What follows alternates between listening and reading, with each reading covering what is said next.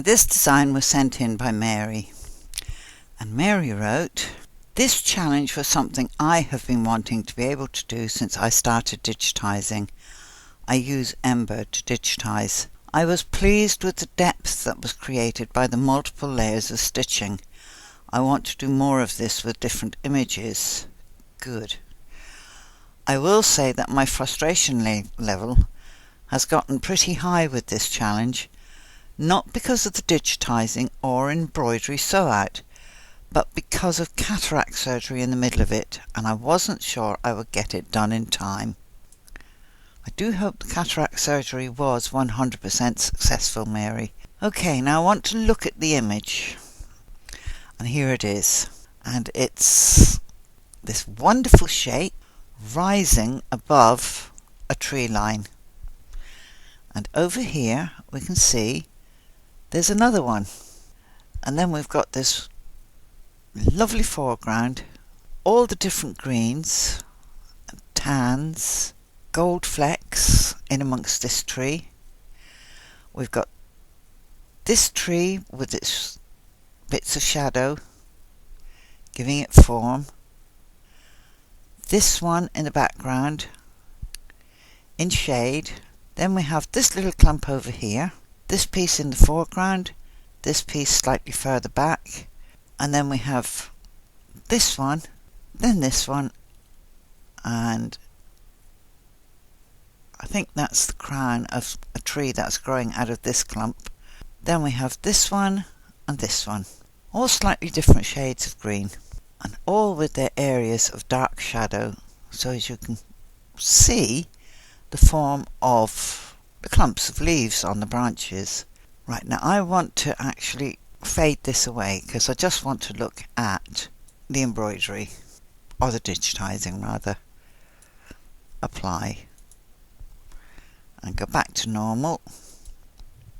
Now the image has faded down, but of course it's still there. Mary, I'm glad you liked the depth it created, but you've done what practically everybody had done. You digitized large areas with your loose density. Here in the foreground on the trees there, you've got a single layer and then you've got a double layer. What that doesn't do is tell me, I can't look at this and read where the main clumps are. There's no shadow. But that's something I'm going to be covering in the series of videos that I intend making. Your colours are nice and clean. Your sky is nice and clean. Your cloud, in the stitch out, it looks though it's stitched in white. Now, when I look at the original image, let me just close this down, there isn't a cloud. In fact, the sky is either overcast or it's such a pale blue it's not noticeable. You could have gotten away with that stitching of the sky. Just let the fabric work for you. So let's go back into normal. I love digitizing trees. I loved drawing trees. I didn't draw every individual leaf.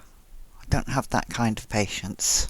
And that's one of the things, whichever image I find to use for the series, it's going to have some trees in it, because I simply took my drawing method into my digitizing.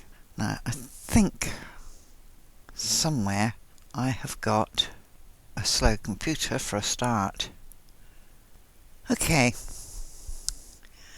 this was a design I did for Trevor Conkergood for his challenge.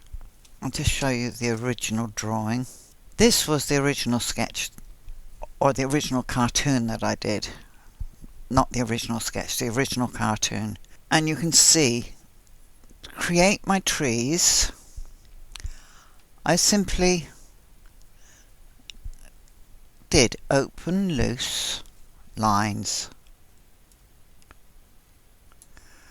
So we'll move over to the tree. There it is.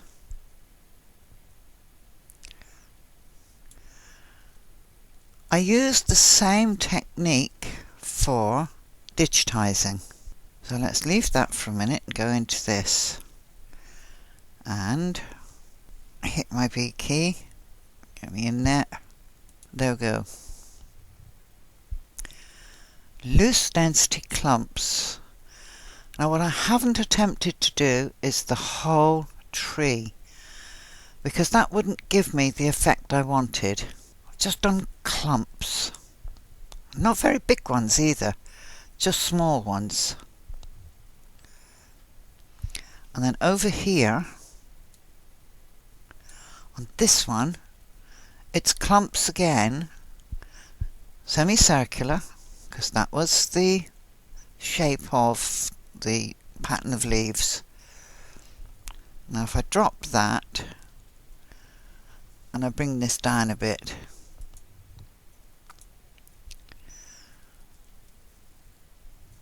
and if I bring back my image, tell that edit, unlock, and then just move that out here, hide the image, not the image, the hoop. They were big saucer shape leaves. This tree was very close to where I was standing. Now if I go to the other end, these trees were at the far end of the church. I need to move this right out.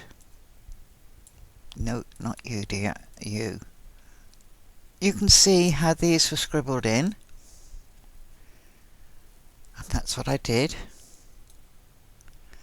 Using my weave fill and just slightly altering the angles for each little clump. And there's a small little bit of cross-hatching here and here. These were all loose density. These were all loose density. This was loose density. This whole design was worked using a run line tool and loose density. And these leaves were filled using the radial fill. So let me diminish that. If I had just made that one continual shape, I would not have created an impression of a tree. And this is what I want to show you all. I didn't bother shading the roses. I didn't bother putting in any dark background here. And I only put in the minimum information about the grass, because this was meant to be a line drawing. It was going to be etched on glass. It was etched on glass. Eventually, it was never intended to be an embroidery design. But it's the clumping is what I wanted you to see. And this would have been the perfect photograph for me for doing my clumping. Open, tighter density in a different colour. So maybe just a bit of clumping and then going with a darker colour to put in the shading. And that's what I'm going to show you in the series of videos that I'm going to make. Now this little bit of branching here, which looks like pine, is part of this one up here. I'm glad you tried it, and I'm glad you like the depth that you can create, because you can create depth, but you can create depth using highlights and shadows. And you may not get a realistic looking design. Let's take this down. This was a big design. I actually stitched it in a lot bigger than the design I sent in to Trevor. But when you clump, you do get the feeling that that is a tree. And these were here. They were actually in the gardens of the church, but I altered the sequencing of how they looked, because they were sort of further back, a lot further back, because I needed a frame.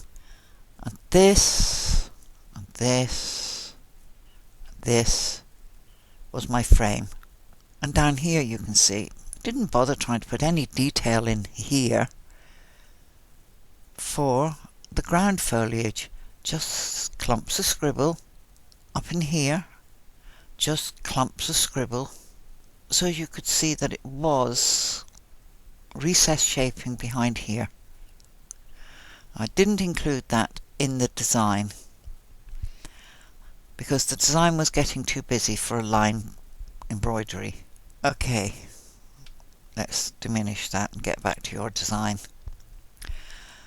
So I want to show you and the rest of the group how you can do trees, and with the clever use of colour, highlights, overshading and undershading, you can actually create the impression that they are trees. Now if I go and I look at your design, your stitch out, I love the colours. I think you've made a lovely selection of colours. I love the fact that this stands out so beautifully against this, and I think you did a very nice job.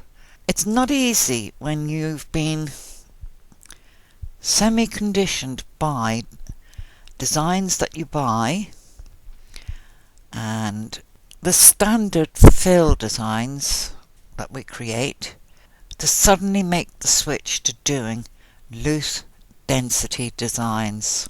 But loose density designs open up a wealth of opportunities, and that's why I've tried, whenever I've done a video set, to use a little bit of loose density in it somewhere and hope that somebody has picked up on it. Okay, I'm going to finish this here. I think you made a nice job. Your colours were good. You didn't go absolutely bananas on colour. This is all the same colour. That's all the same colour. That's all the same colour. How many colours did you use in this? Just the one. And this is the same colour. So you've done it with quite a minimal palette if we discount the balloon. So that's excellent. You made a nice job of it, Mary. I'm pleased you tried. I'm glad you want to try it again. I don't mean this design, but the technique. And I hope everybody tries this again, especially after I've done the video set for you. But I set the challenge because I wanted to see if anybody had picked up on all the bits of loose density that I've shown over the years. And okay, so I haven't stood up and raised a flag and said, now look, I want you to take special notice of the fact that I'm using undershading here, or overshading, or loose densities to create transitions in colour inside of flower petals. Even the fur and hair videos, which was nothing but loose density. And perhaps I should have been a little more... No, actually, if I say to you, this is how you do so-and-so, so-and-so, I can't lay down cast iron rules, because every digitizer is different. And there are digitizers out there that say you can't colour blend. Well,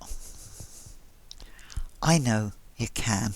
And this is another one of those pictures that I would have loved to have digitized, because I think it's got everything in it.